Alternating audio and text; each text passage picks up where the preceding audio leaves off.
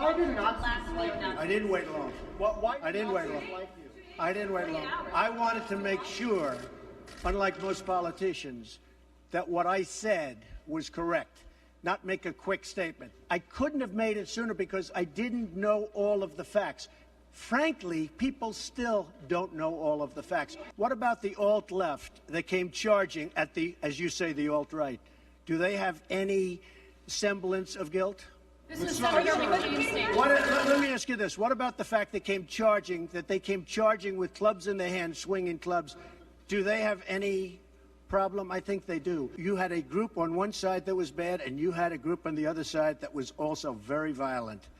And nobody wants to say that, but I'll say it right now. I think there's blame on both sides, and I have no doubt about it, and you don't have any doubt about it either. I've condemned neo-Nazis. I've condemned many different groups, but not all of those people were neo-Nazis, believe me. Not all of those people were white supremacists by any stretch. Those people were also there because they wanted to protest the taking down of a statue, Robert E. Lee. This week it's Robert E. Lee. I noticed that Stonewall Jackson's coming down. I wonder, is it George Washington next week, and is it Thomas Jefferson the week after? You know, you really do have to ask yourself, where does it stop? Was George Washington a slave owner? So will George Washington now lose his status? Are we going to take down, excuse me, are we going to take down statues to George Washington? How about Thomas Jefferson? What do you think of Thomas Jefferson? You like him? I do love Okay, good. Are we going to take down the statue? Because he was a major slave owner. How concerned are you about race relations in America? And do you think things have gotten worse or better since you took office? I think they've gotten better or the same. Look, they've been frayed for a long time. And you can ask President Obama about that because he'd make speeches about it. But I believe that the fact that I brought in, it will be soon, millions of jobs. You see where companies are moving back into our country. I think that's going to have a tremendous positive impact on race relations. Hey, NBC News fans, thanks for checking out. Welcome to the Gilchrist Experience. I watched this whole press conference yesterday, and I've decided that the man's sick. I mean, I've been watching Donald Trump for quite a few years. I knew he was a racist, but anybody in his position that doesn't have the common decency to dismiss Hitler? I mean, people praising Hitler? I mean, my God, what have we come to? And this man is the President of the United States. I mean, he's a New Yorker. We know him to be a racist. I mean, just because he has some black friends and can boast about whatever he does, but we know him to be a fraud and, well, he's an imbecile at this point. I mean, he's, his daughter is married to a Jewish person. His grandkids are Jewish, and yet he protects Nazis? I mean, this guy who ran the car in the crowd of people and killed, what's her name? Oh, Miss Hare? No, the woman that was killed. Hare, H-E-Y-E. Oh, the guy who ran his car. Yeah, What's I the did first see name? this. I can't remember the first name. Anyway, it'll come to us old people. Anyway, the seriousness of this disgrace or this off-the-cuff press conference of our president is a shame to America. So I like everybody's opinion on this. We should do a call-in, but today we have Akeem Browder, brother of Khalif Browder, mayoral candidate. He's mayoral candidate.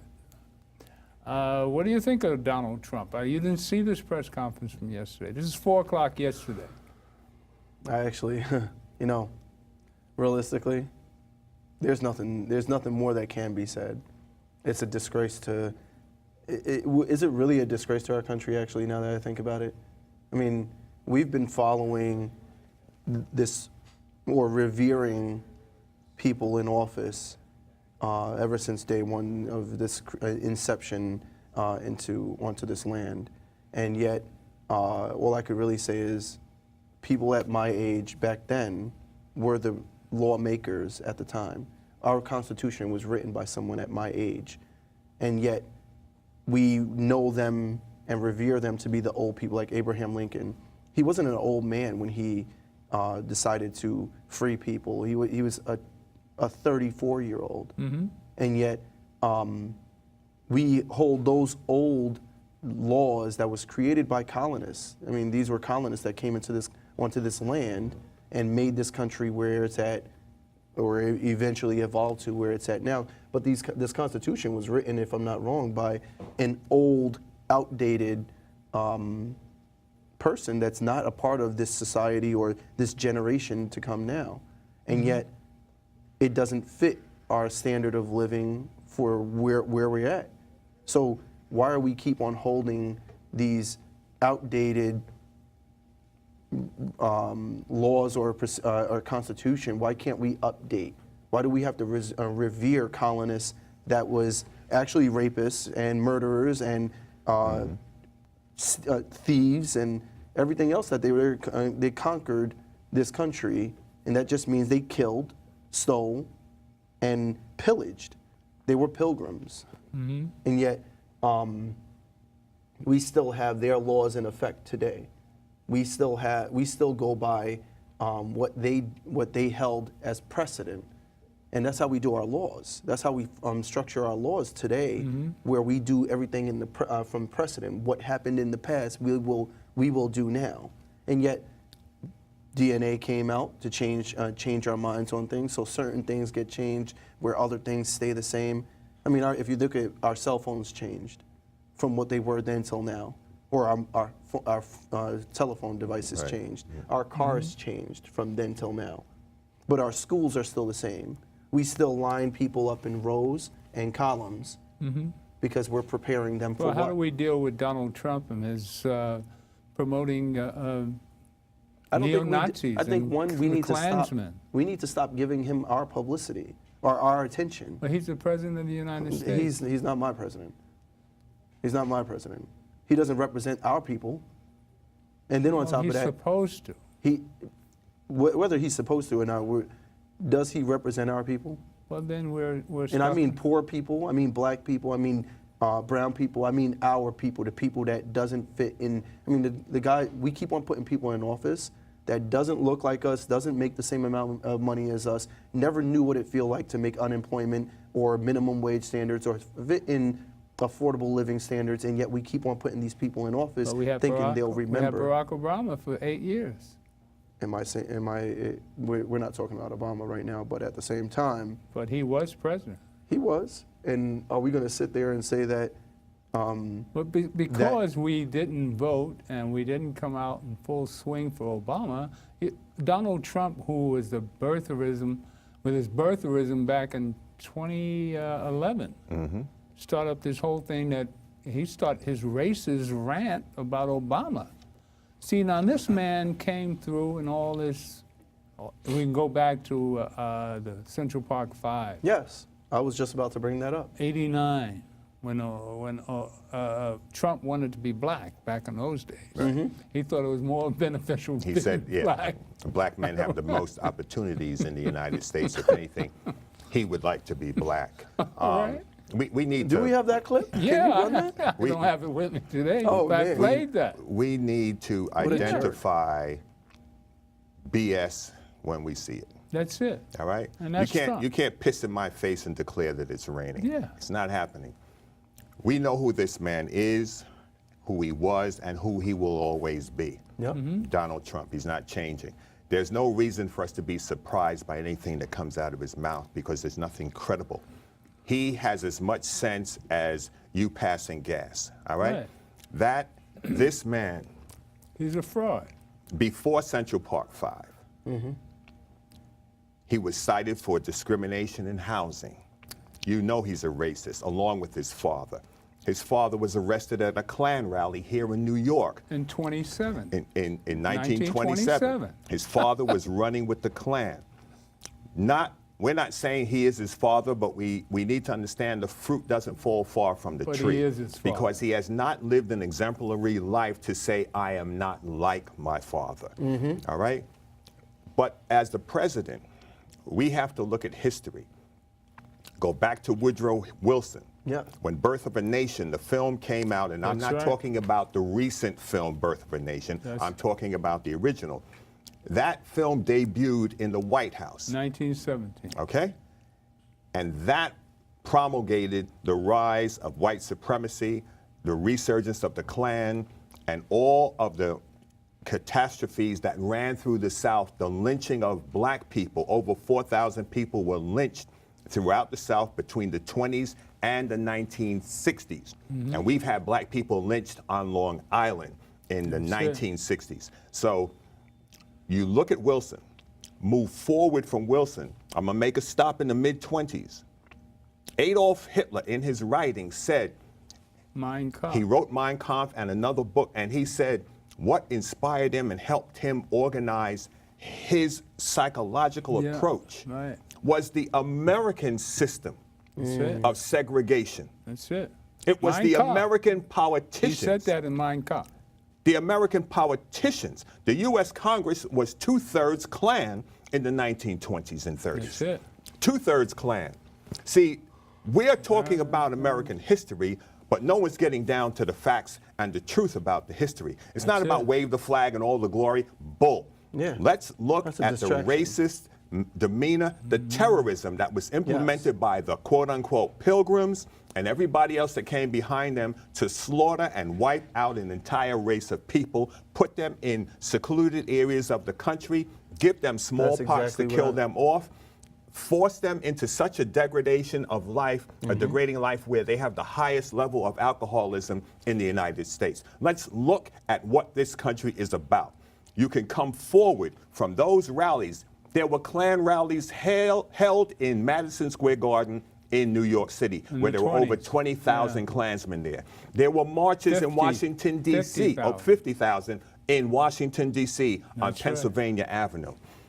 A friend of mine was a New York State trooper. He pulled over a pickup truck on the Southern State Parkway near Valley Stream. There were two guys in the truck. One guy tried to pull a gun on him. He got both of them. You know what was in the back of the truck? The Ku Klux Klan robes. They were coming from a Klan rally in Valley Stream, right next door to Queens, Elmont. We are not in a post-racist era. Nope. NYU touted some stupid crap about, it's Obama's the president and we're in a post-racist. We're never in a post-racist area. We will era. We will always be in a racist area because man's behavior is just that. He promulgates inhumanity towards man. You know what's so important about all this is. But wait, let me that- finish. I know, excuse me, just bear with me. You can go from those rallies and the Congress of the 20s and the immigration laws of the U.S. against groups of people that Hitler used. You Right. can fast forward to the late 30s and early 40s when FDR was the president. FDR was another bigot and a racist. FDR knew about the slaughter of Jews in Germany, made no mention of it until Morgenthau, the Secretary of the Treasury, confronted him publicly about the fact that why he was not saying anything about what Hitler was doing in killing Jews in Germany. And Morgenthau was a Jew. Robert Morgenthau's father was the Secretary of the U.S. Treasury, former DA of New York. His father was the Secretary of the Treasury. And he outed FDR. FDR's wife confronted him publicly about the lynching of black people in the South. was And he liberal. said, don't ever bring that topic up. And there's nothing I'm going to do about it because he needed those Southern Democratic votes. It was the Democratic Party that consistently was involved in segregation and the lynching and the killing of black people. So to see a man like Trump fast forward 70 years later, we shouldn't be surprised because this is the tenor of this country. It is where this country was birthed. It was birthed in this racist mentality. So what's so outrageous about this? We're old enough to remember this history, but you take a case of the youth that are coming up being brainwashed by this stuff and taking up this as a new thing. Where Can I they've say seen something it's on been that? half their life with 8 years with a black man in as president. And yet we have Dylan Ruth, all right, 21 years old, brainwashed by the Confederate flag, walks into a church and sat down and do Bible study for an hour with these people, Yeah. feeling the spirit of these people.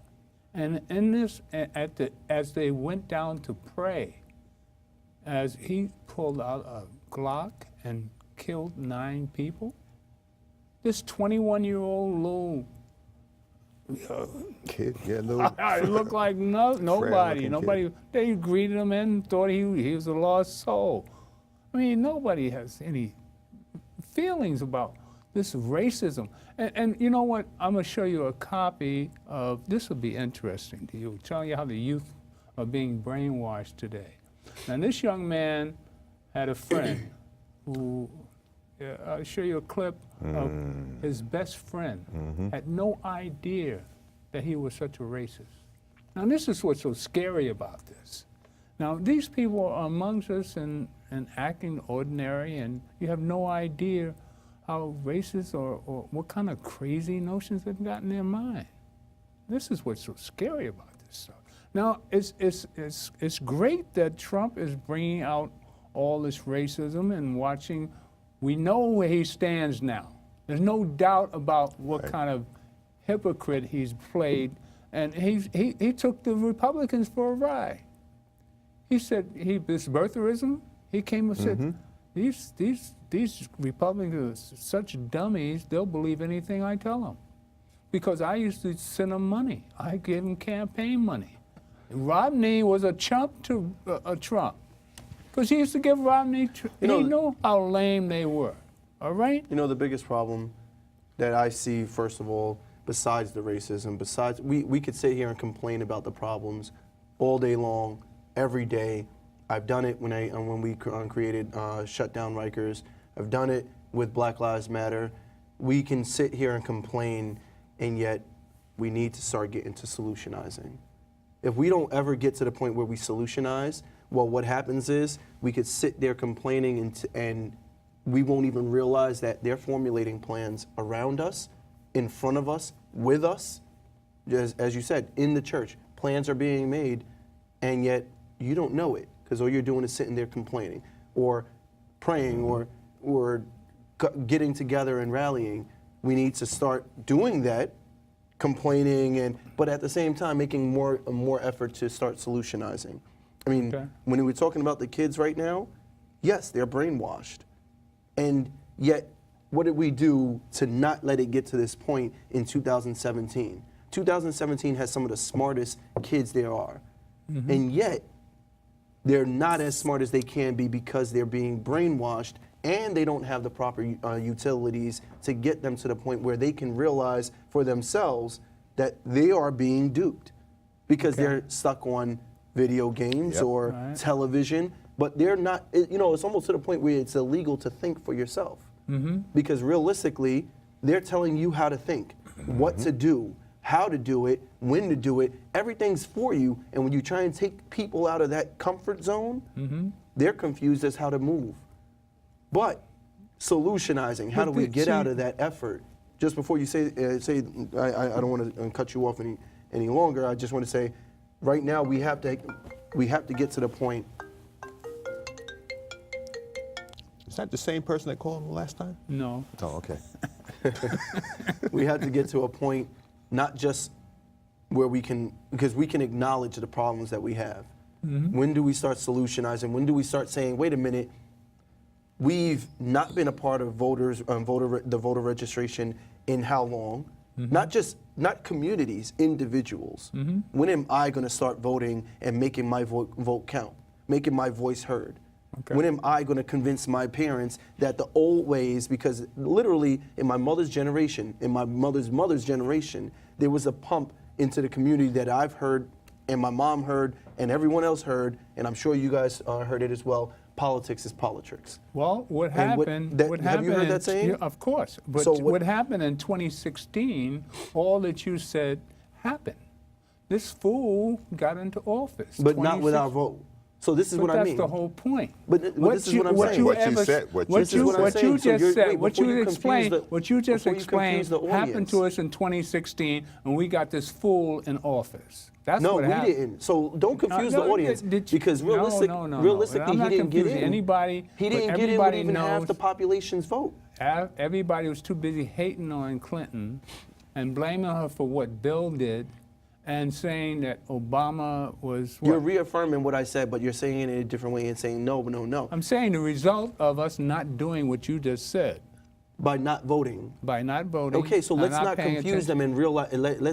Let's keep the track where I'm saying that we need to get out there and vote and explain that. What I just said is what I just said. I agree with you. We need to do all that. Did it That's sound what like we that? didn't do. Or was it, did it sound like that? That is the story. That is Yes. that is the story. That's What what I was happened in saying. 2016. That's what I was saying. That's why we got Donald Trump. That's why From we exactly had. what you That's why said. we had Bloomberg for Now- 12 years. That's Exactly. Right. So now we're stuck 3 with it. terms. So now we got to. What did we do? We made a mistake. We didn't do what you suggested, and we got Donald Trump. And Donald Trump is a Nazi. Well, But I don't we know know if he's a this. Nazi. We know he's a Klansman. What I'm saying is, But what I'm saying, even Donald Trump is stuck in his own quagmire because the fact that he picks and backing neo-Nazis who hate Jews. His son-in-law is a Jew. His daughter is a Jew. She converted to Judaism. Donald Trump has dug a hole for himself. but he hasn't. So he affects on our federal level. He affects a lot on what goes on. But yet we're constantly He affects the world view What of we're America. constantly doing is, which you don't realize that I mean, I realize it from a outsider's point of view, which is, I'm in the community, and every time I turn on the news, I hear this damn person's name, Donald Trump. Every time I turn on, every time I go on any talk show, we're talking about Donald Trump. Anytime I was approached by, what was the show that I was on with? I was supposed to go on a talk show, but they were like Democracy Now. Yeah. And they were like, we have to push it back because we have to cover Donald Trump because what he just said. Everyone is given name recognition, given clarity to his foolishness, and yet let's move on about the real issues in New York City. Why are we covering things that this man is doing? Show Because him he's a nobody. Show him he's a nobody by not talking. You are right. You are right. You're- There's too How much. could that be right? Because We- you're talking his about name- his stupidity You- instead of talking about The the things President that of the United States of America. You don't need to And talk he's not about. doing his job. We need to get rid of him. That's Yes, what I'm talking but guess about. what? That That's why doesn't- we're talking about his nonsense. But That's it why he's doesn't talking. He's happen- supporting it doesn't happen like neo-Nazis. that. What You you're should be saying concerned with what that. you're saying is right. The news media is spending too much. You're not even getting the news when you turn on the news. You don't know You're what. not getting- You didn't know there was a flood in Louisiana last week. There is no news. Donald Trump is not the culmination of all life on the planet. Exactly. We're And giving him too the, much the attention. Amsterdam News called me I to don't write know. an article. That's another I don't know how thing. you Yeah. can ignore him. I wrote an article. I sent it in. I don't know whether or not it'll be published, but I didn't mention If him. this man is It was- letting it was not about Donald. neo-Nazis- It was not about Donald Trump. It But was he's looking back. supporting neo-Nazis. My article was about looking at the history of the country, Yes. not being surprised by what happened this week, because that is what the country is about.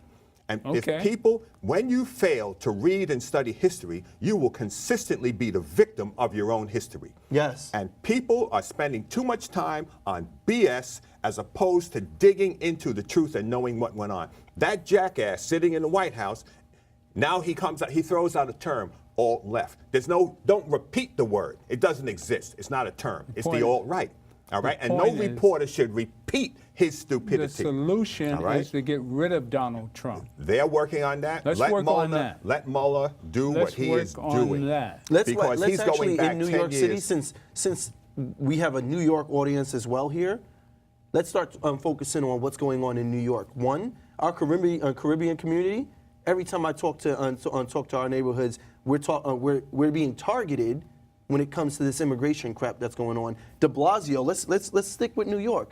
Let's stick Okay. with our issues in New York. We have the highest rate of unemployment and the highest rate of homelessness in New York. Now, and that's in the U.S., but we're not talking about Trump's crap. We're talking about New York, where our citizens don't have housing. and yet we're not doing anything towards it as a city. We're trying to, well, one, we're being gentrified. Let's talk about the issues in New York. We're being gentrified.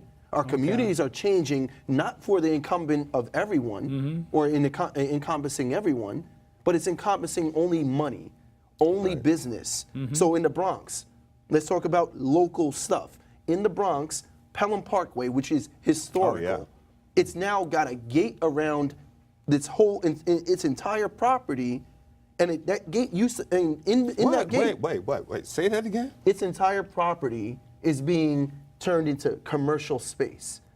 That park I used to play in when I was a kid. I used to see other communities playing in, and whether we were black, white, Spanish, Indian, it didn't matter. Everyone played in that park, and yet now all of a sudden there's a big gate around it, starting from Pelham Parkway in the beginning where the 2 train meets White Plains Road, and there's a billboard, what's to come.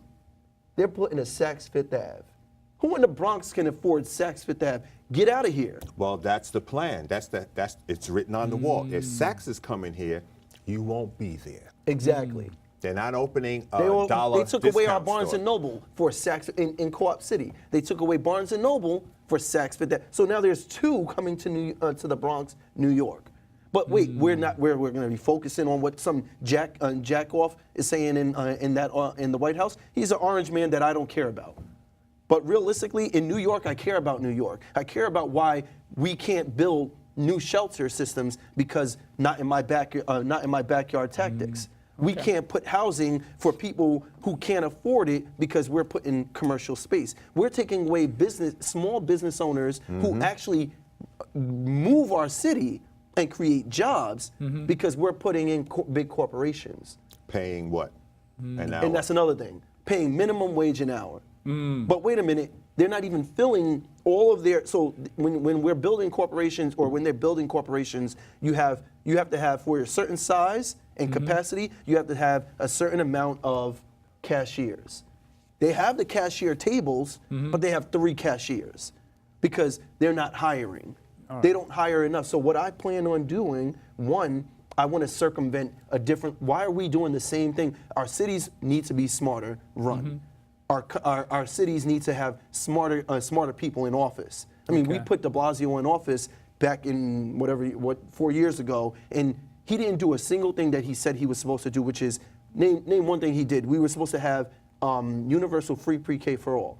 Now we got pre-K for all. Pre-K was not de Blasio. I was the board chairman of a Head Start program in Bed-Stuy for years. He pushed it as a platform. And that pre-K, universal pre-K, was Free rolled pre-K. out from the state of New York, not by Bill de Blasio. No, he didn't actually do it. Actually, He didn't do anything 3 months into office, with pre-K. no more talk about free That was the pre-K. governor that moved that program forward. Had But nothing he to do pushed with it Bill de Blasio. You know why? I remember when he was actually speaking on it, he wanted to put women back to work. He wanted to put working women who just had kids back to work, and it's good talk. It's good lip service, just like shutting down Rikers. When I came out with a 3-year plan, really it takes 3 months. We have 68% of the population on Rikers is mentally ill. We have mental ill facilities, mental facilities to treat these behaviors and these problems throughout New York City. I mean, in the Bronx, I'm going to go back to the Bronx. Local issues. We have a huge facility in the Bronx off Tremont, and yet that place is not even 17% to capacity. Yet we have 68% of people on Rikers that are considered mentally ill. Forget if they were actually properly diagnosed. You say they're mentally ill, put them in a facility that they can get the help that they need. But then, wait a minute, 20%. So 68 and 20, that's 88%. So 20% of that population on Rikers are nonviolent felons. Those are hopping the turnstiles, sleeping, or what they call loitering, and then Quality of life. Quality life laws. 20%. They could be on the street. Why you have to? By them sitting in jail for even 3 weeks, they could lose their job. They sit in jail for 6 months. They can lose their apartment. Sit in jail for 3 years. You lost your family. Let's talk You lost yourself. Let's talk about your brother being picked up for a backpack. All right? This is why I'm adamantly pushing. I'm not pushing. You know what? My run for mayor is not just because of what happened to Khalif, but what it really is saying is, you know what?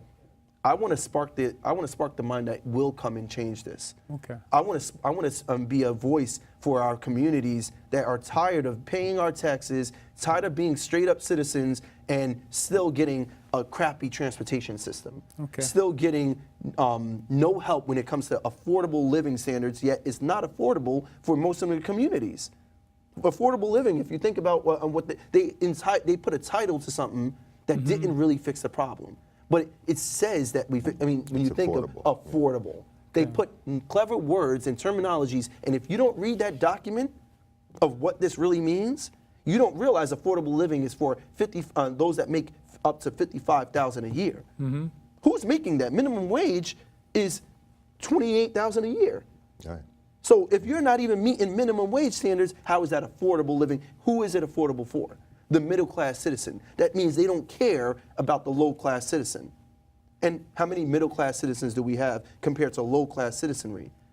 I mean, we have communities that's not being heard.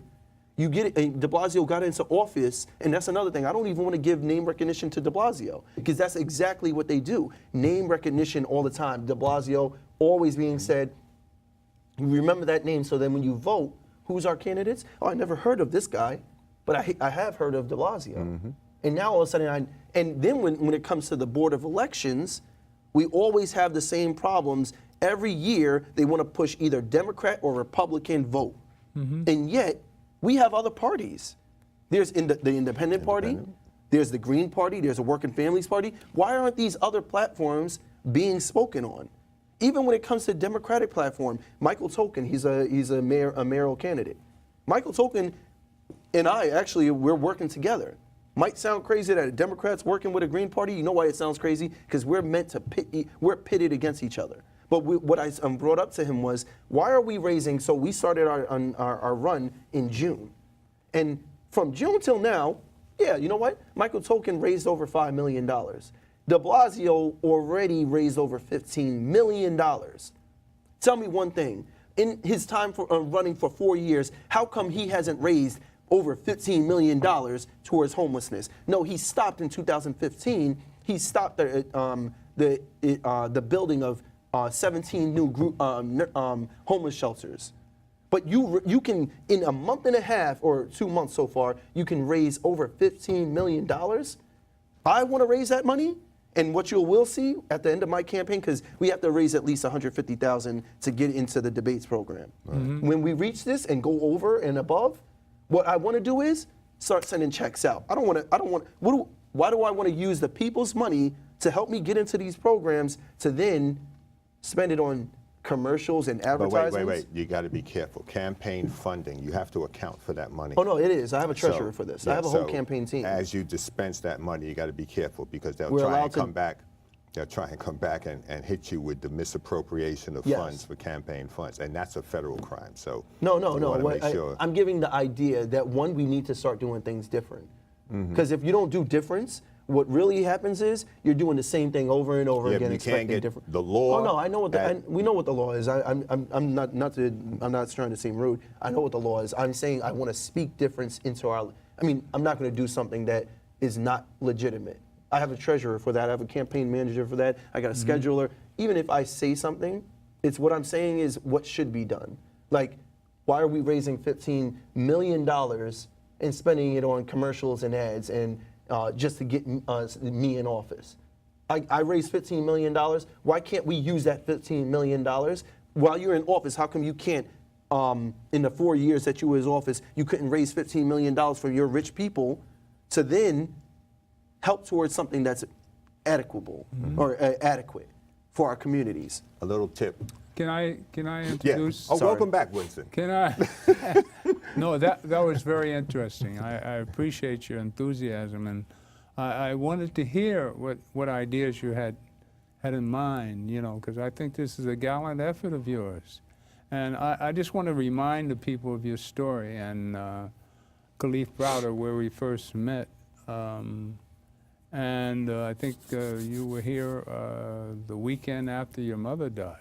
And I always feel honored when you return because I felt it too. And I just want to remind people by running this piece of where Akeem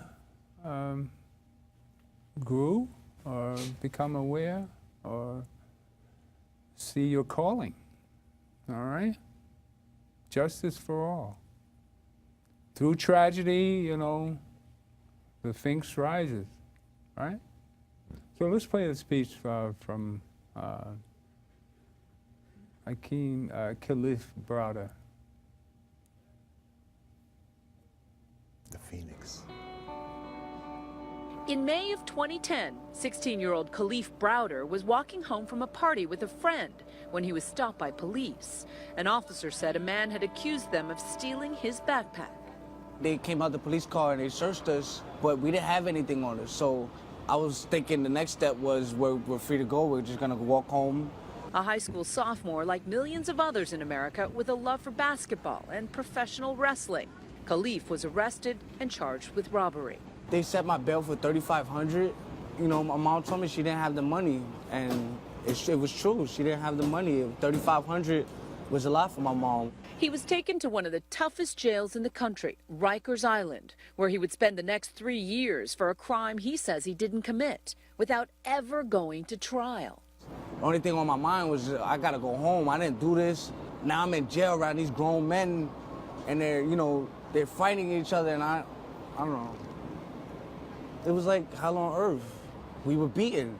We were beaten, stomped by the correction officers, hit with weapons. They tackled me in my cell where there wasn't any cameras. They grabbed me up, they put me on the bed, and they were just punching and kicking me. And then they maced me in my eyes, they maced me in my nose and my mouth. I couldn't breathe. 3 years of alleged beatings, gang violence, and over 900 days in solitary confinement, all while he waited for a court date that never came. It was just, we're not ready for trial, we're not ready for trial. And every single court date, I always had it on my mind, I'm going home this court date, I'm going home this court date. The judge told me if I plead guilty, I would release from jail that same day, but I didn't do it. You're not gonna make me say I did something just so I could go home. If I gotta stay here 5 more months just to prove that I'm innocent, then so be it. It's just heartbreaking, and it's like, I felt like they were just playing with my life. In June of 2013, all charges against Gilchrist were dropped, and he was released from jail. But by then, he'd missed his junior year in high school, his senior year, proms, graduation.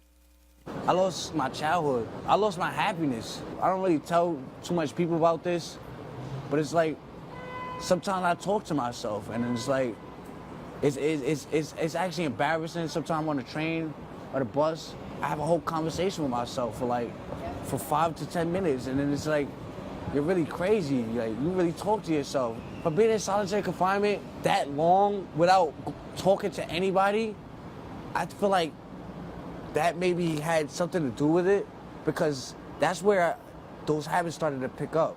You know, deep down, I'm a mess, because it's like, I'm 21, and in the inside, I feel like I'm 40.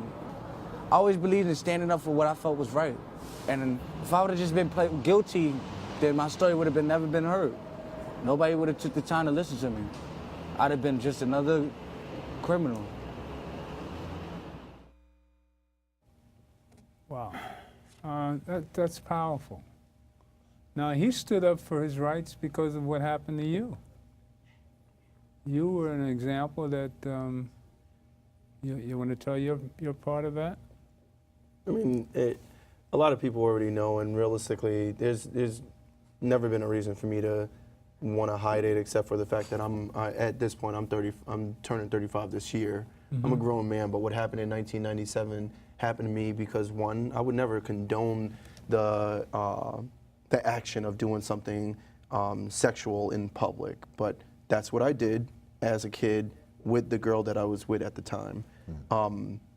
But the action itself, like I said, it shouldn't be condoned. It should, you should teach your kids, or there should be like sex education in our schools, which we didn't have as kids, or even ethics or morality. But we didn't have that. So we we experimented, and I got in trouble for that. But by getting in trouble for that, I was tacked on and pushed as though I'm this Bronx rapist. And yet, that kind of demonizing mentality stuck with me for the rest of my, it's gonna stick with me for the rest of my life. And yet, those charges were dropped. 15 charges or 12 charges, something like that, 12 charges of kidnapping. I'm a 15-year-old kid. And yet, they put this, I did admit that, yes, me and my girlfriend at the time decided to do something which was oral sex. That's exactly what sodomy is. Right. Oral copulation. And yet, everyone is fearful. Everyone, it's called sodomy. That's what it is. Everyone is fearful of this term, sex offender. But yet, you can become a sex offender for walking with your pants low, which was an attempt to have our own cultural look. And yet, they demonized it so that we don't have our own cultural perspective because we didn't want to wear our pants high. So because of the fact that you just had to finish this the thought problem, real quick, I'm sorry. So what they did was tag on a bunch of demonizing terms. Our music is gangster rap. Our clothes, if you wear it inappropriately, it's a sex offense.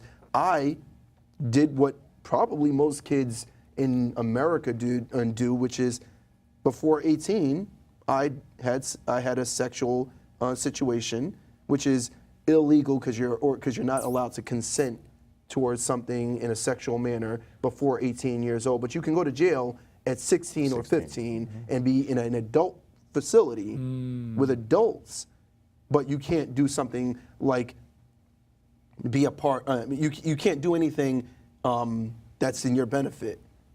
So, like, realistically, people know that I have a sex offense when I was a kid. That was 1997. This is 2017. That's exactly 20 years ago.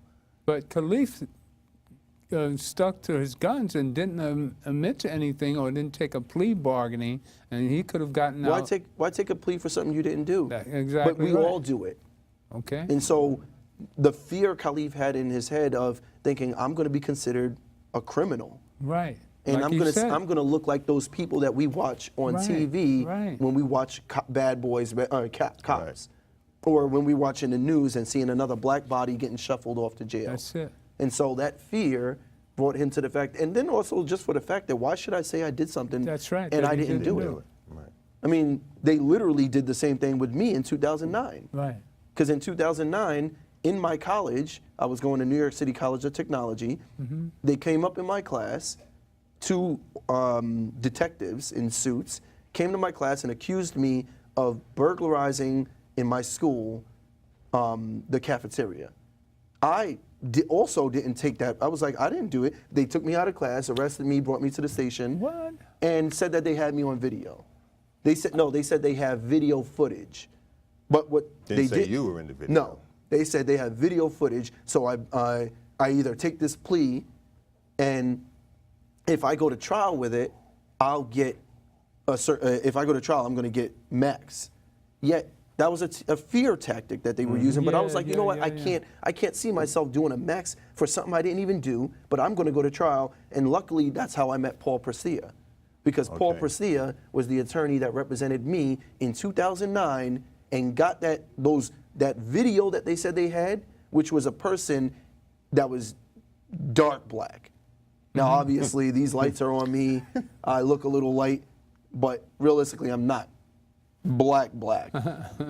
Yeah. I mean, he was darker than you. He was darker, but the video clearly showed. But they figured, we can't find this person. We got to close this case.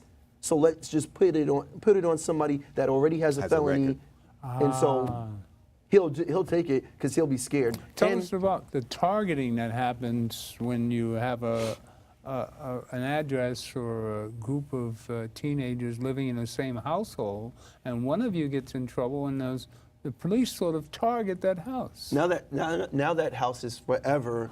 Well, one, there's a file that's always created for any house that they have to go to. A file is created. They already know who lives there. They already know how many when these, what the parents' financial status is, because everything's on record. You don't have to actually be a police officer to take that, but you look into that household and everything can come up on any database, especially for the fact that we're adopted. Right. So they already had records of us from that house. But you were a happy family. You I mean, no family is like perfect, but at the same time, it was. none of us had. I was reading some remarks on a website that it was on, you know, the. There was a documentary that that reported Khalid's. Jay-Z. Jay-Z. No, our documentary. I'm not talking about. Okay. There was a company that put out. It was like ABC News or something that put out the story, right? And people were commenting on the story as they read it and watched the video. And I don't know where people get their facts from. One of the guys or women, I don't know the name, I don't remember, but please get your facts straight. Khalid didn't have a mental issue. He never was undiagnosed with anything except for being normal. I mean, we all had mental diagnosis because we were adopted. And so we had extreme attention from the ACS, or back then it was BCW, Bureau of Child Welfare. We were always being taken to our caseworkers. So if there was something wrong, it would be in our file. But there was never anything wrong with Khalid nor myself. Not until he wound up spending 900 days those in days in solitary confinement. Yes. And never being given treatment upon exiting Rikers. You know, we've done other shows on solitary. That's an issue in your campaign that you really need to drive home. Yeah. For families' mental health, for the formerly incarcerated, and the treatment of people who are incarcerated. What about the mental HALT health. law? The HALT law. What about that? So, I mean, this is for Stop Solitary.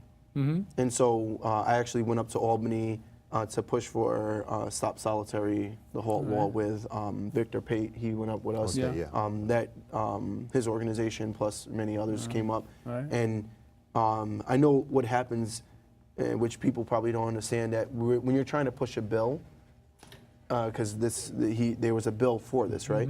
Now, if we're not realizing, and I don't know how people feel about this, but some people don't know. And I mean, if you're a doctor and you're going to work every day, you don't know law. Right. And you hear about something like raise the age, it's a bill. You hear about HALT law, it's a bill. You hear Khalif's law, it's a bill. And it becomes normalized to the point that you're never realizing the words that you're saying. We're pushing a bill. And where you mean you push, I'm pushing a bill, something to be paid. It's a financial instrument to be recouped by the citizens of New York. So we push a bill like Khalif's law or raise the age. We didn't realize, or the people who go to work as, you know, busboys or hotel maids or staffs or doctors and lawyers, maybe the attorneys know, but maybe not, more than likely. But these legislative officials know this bill that we're pushing, it's a bill. You go to dinner, you want a steak, you get a bill. You got to pay that. New Yorkers championed, we want raise the age. Well, yeah, we should get a raise of the age, because that's just like, this is our kids we're talking about. Why do we have to pay for something we want when it comes to, like, you guys are going to be making the money anyway. You're making triple the profit either way we think. Look at it. Raise the age was a $10.7 million bill. Khalif's law, it hasn't gotten passed yet. But what happens is Democrats and Republicans have to sign off as co-signers on this bill to say that they want it. We had every Democrat sign off, 33 co-signers. We need still Republicans to sign, right? But Republicans in our state, the Republicans in our state are usually ex-judges or retired judges, retired prosecutors or lawyers, retired sheriffs and retired lawyers. They've been prosecuting and using penal law to penalize people for their whole career. Why would they want to see people not be criminalized anymore? They believe in the system, and actually Senator Gallivan was one of the people who stood up against this bill when it came to Khalif's law. He was literally said to our face, these kids are delinquent. They're juveniles. But I've been a judge for 20 years, and you don't know them like I do. Really? I was a teen. I'm a black teen. Does he live in New York City? He doesn't even live in New York City. Okay. Which takes me to a point. Our youth need to be studying. In order to make a change, in order for me to make a change in the policing, I had to become a police officer. I had to become a detective, which gave me authority over police officers and even over supervisors, and I'm talking sergeants, lieutenants, captains, and chiefs. I had certain authority as a detective that the chief of the department did not have, and I exercised it, all right? And that's mandated by law. So we need to understand that instead of being about the problem, and I don't mean B-E-I-N-G, instead of complaining about the problem, young people, it's time for you to sit down and open a book. Jay-Z's not coming here to do anything for you. The NBA is not doing anything for you. The NFL's not doing. You need to sit down and open a book and apply yourself to study. We need attorneys. We need legislators. You don't get those jobs watching videos and playing basketball. What you get as a result of that is to complain. And if all you can do is complain, you need to shut up and go lay down somewhere and die. It's over. Ooh. If what happened this week didn't wake the young people up to the fact that Negroes, not black people, Negroes suffered, bled, and died so you could have an opportunity to make it, you don't deserve it. You don't deserve it. Stop complaining. Stop talking about what this one's doing now. Do what you have to do to enhance your life, not for you, but for your grandchildren. But how do they get? So That how do means, you get there? That means Education. you have a Not lot. education. You have, Education is not equal for everyone. I mean, I'm one of these young people that he's talking about. When I was growing up, I didn't have all the programs or any programs to get me into a better educational spot. I became an engineer because I paid my way. I got God above actually gave me the finances to pay my tuition. Right. However, if we're talking about the average kid growing up in the Bronx, Brooklyn, Manhattan, Staten Island, Queens, that's black in a poor community, they don't get those opportunities. So yeah, they only are reserved watching videos on YouTube and World Star. Because what other entertainment do they have? That's the problem. Life is not about entertainment. That's Life is about. What else do they have? We have. They No, have we to have. provide communities. But they with have to rise up. programs. They They can't me rise tell up. you, Yes, you can. You have to help them You rise did. up. Without a program. did. What No, I helped you? didn't. What I'm still struggling daily.